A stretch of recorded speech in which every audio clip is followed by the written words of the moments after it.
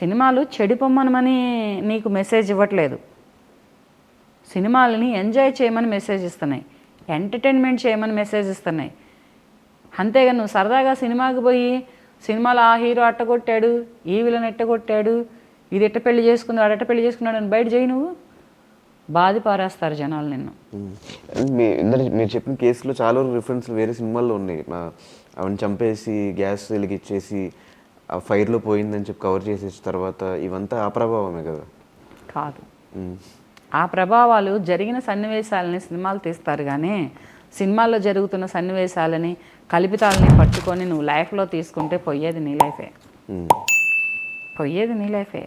మరి అటువంటప్పుడు ఒక రైటర్ రాస్తాడయ్యా స్టోరీ తనకిష్టం వచ్చినట్లుగా, దానికి నటీనటులను తీసుకుంటాడు, దానికి డైరెక్టర్లను తీసుకుంటారు, టెక్నీషియన్స్ తీసుకుంటారు, దానికి ప్రొడ్యూసర్ గారుగా ఒక డబ్బు పెట్టే వ్యక్తి వస్తాడు, వీళ్ళు చేసుకుంటారు.